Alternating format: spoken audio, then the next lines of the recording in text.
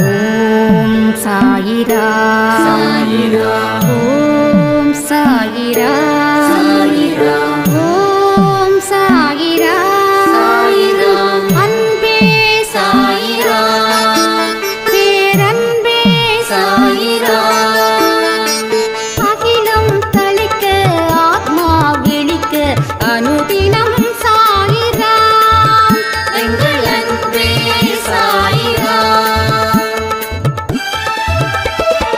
ஒன்றே இறைவன் ஒன்றே பூமிக்கென்றும் சாயிரா சரணம் சாயிரா நன்றே செய்து வாழ்வோம் நாம் ஒன்றே செய்து வாழ்வோம் அன்பே சாயிரா.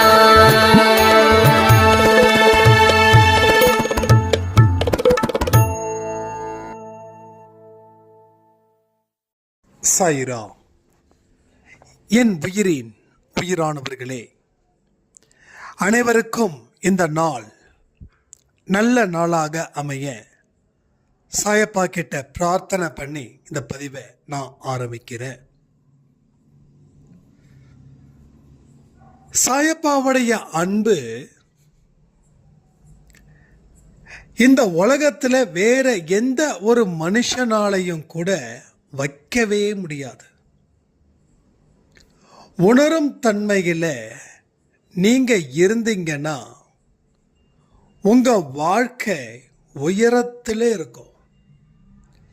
யாரும் உங்களை எட்டி பிடிக்க முடியாத உயரத்தில் நீங்கள் இருப்பீர்கள்.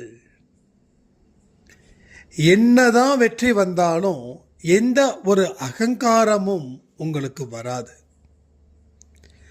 என்னதான் தோல்வி வந்தாலும் உங்களுக்கு பயமோ கண்ணீரோ வரவே வராது.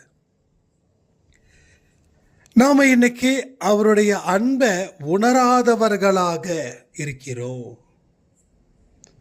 நாம அவர் மேல பக்தி மட்டும்தான் வச்சிருக்கோம்.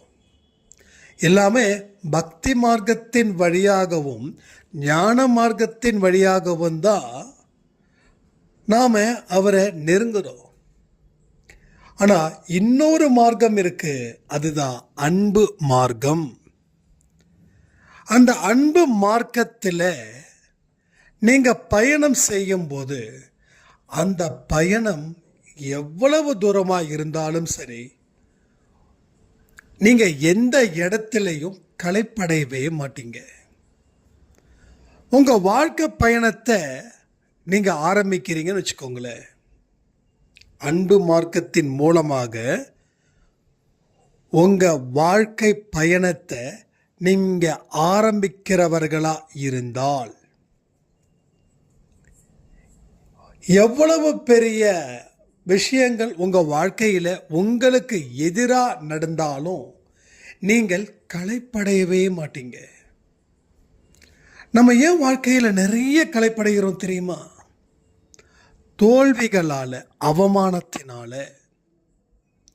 அப்போ இந்த தோல்விகளும் அவமானங்களும் உங்களை போட்டு தாக்குறதால நீங்க களைப்படைகிறீங்க. ஆனா இது உங்களுக்கு நண்பனாய் இருந்து உதவி செய்தால் அப்போ நீங்க களைப்படைவீர்களா?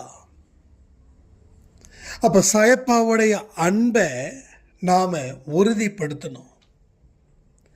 சரி, நான் அவர் மேல அன்பா இருக்கேனா இல்லையா, எப்படி நான் கண்டுபிடிச்சுக்கிறதுன்னு கேட்டீங்கன்னா, உங்களால அவரை நினைக்காத நேரமே இல்லை.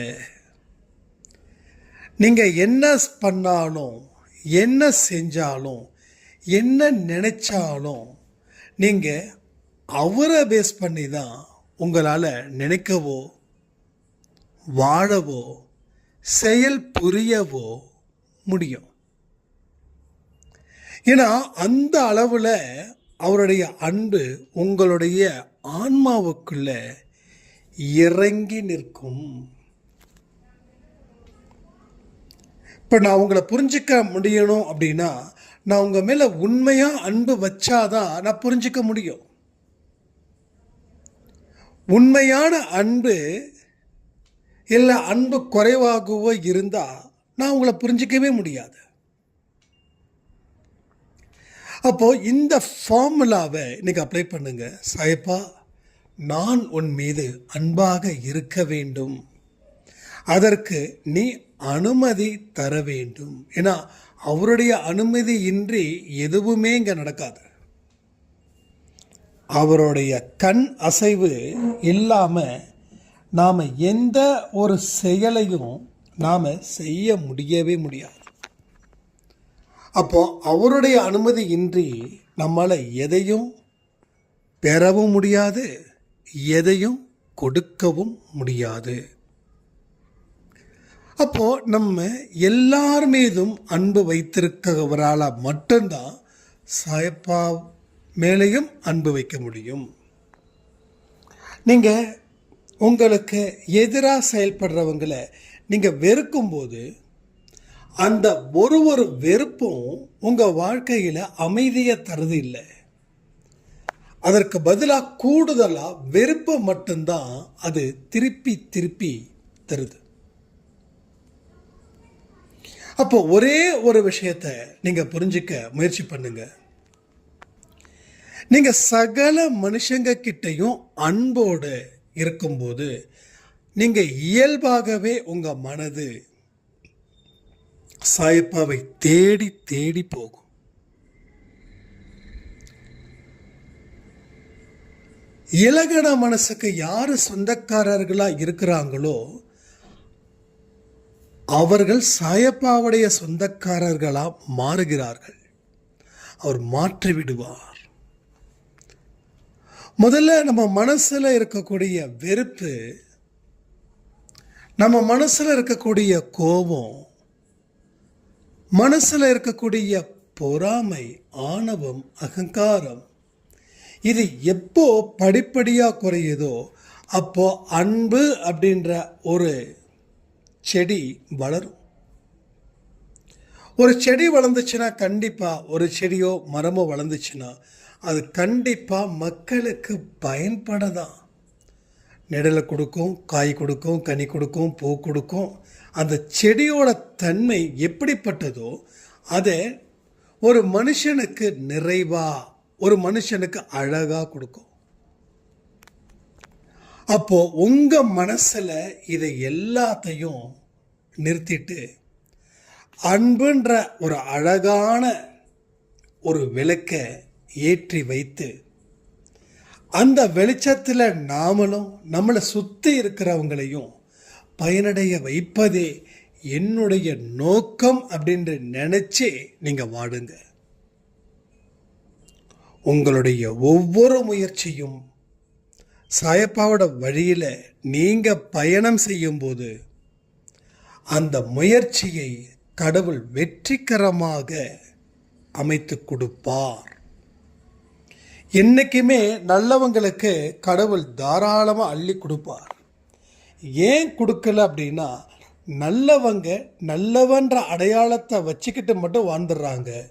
அவங்க எந்த இடத்துலையும் அடுத்த கட்ட வாழ்க்கையை நாம் வாழணுன்ற நம்பிக்கை அவர்களுக்கு இல்லாமல் இருப்பதால் அவர்கள் கஷ்டத்தின் அடிப்படையில் வாழக்கூடியவர்களாக வாழ்ந்து கொண்டு இருக்கிறார்கள். நல்லா புரிஞ்சுக்கிட்டீங்கன்னா நீங்கள் எப்பொழுதும் அவருடைய அருமையான செல்ல குழந்தைகளாக நீங்கள் இருக்கலான்னு சொல்லி பிரார்த்தனை செய்வோமா? சாயப்பா, எங்கள் வாழ்க்கையில் நாங்கள் என்றைக்குமே கோபப்படவோ, ஆத்திரப்படவோ, அவசரப்படவோ, பொறாமைப்படவோ கூடாது. உன்னுடைய குழந்தையாயிருந்து எங்கள் இரு கரங்களை நோக்கி உம்மிடம் வைக்கிறோம். எங்களுக்கு எது தேவை, எது தேவையில்லை என்று தெரியாத அப்பாவி மக்கள் நாங்கள். நீங்கள் என்ன எங்களுக்கு தருகிறீர்களோ அதை நாங்கள் முழுவதுமாக பெற்றுக்கொண்டு உங்களுடைய பிள்ளைகளாக சாதிக்க வேண்டிய அருளை எங்களுக்கு தாருங்கள். எங்கள் மீதும் எங்கள் குடும்பத்தின் மீதும் அக்கறையுடனும் இரக்கத்துடனும் கருணையோடும் இருங்கள். எப்பொழுதும் எங்களுடன் இருப்பதற்கு நாங்கள் என்னென்ன செய்ய வேண்டுமோ அதை தெளிவான முறையில் நாங்கள் ஏற்றுக்கொள்வது போல் நீங்கள் செய்யுங்கள். அதை நாங்கள் நிச்சயமாக கடைபிடிப்போம். எங்கள் வாழ்க்கையில் நீர் வந்ததற்கு நன்றி. அற்புதத்தை செய்ய போவதற்காகவும் நிறைய குடும்பத்தில் அற்புதத்தை செய்ததற்காகவும் நன்றி. எங்களுடைய மனசு என்னைக்குமே வறண்ட பூமியாக இல்லாமல் செழிப்படைந்த பூமியாகவே வைத்து கொள்ள வேண்டும் என்று நாங்கள் உங்களிடம் முறையிட்டுக் கொள்கிறோம். எங்களுடைய பிரார்த்தனைகளை செவி சாய்த்ததற்காக நன்றி. எங்களுடைய வேண்டுதல்களை எங்கள் அருகிலே இருந்து கேட்டுக்கொண்டு நீர் அதை சரி செய்வதற்காக நன்றி நன்றி நன்றி. ஸோ இந்த பிரார்த்தனை கண்டிப்பாக உங்கள் வாழ்க்கையில் நீங்கள் கேட்டதை விட இன்னும் நிறைய கண்டிப்பாக சாய்ப்பா அமைச்சு தருவார்னு சொல்லி இன்றைக்கி யார் யாரெல்லாம் பர்த்டே வெட்டிங் டே செலிப்ரேட் பண்ணுறாங்களோ அத்தனை பேருக்கும் சாயப்பாவுடைய அன்பும் ஆசீர்வாதமும் பரிபூரணமாக கிடைக்கணும்னு ஒரு பிரார்த்தனை பண்ணி இந்த பதிவை நான் முடிக்கிறேன். ஜெய் சாய்ராம்.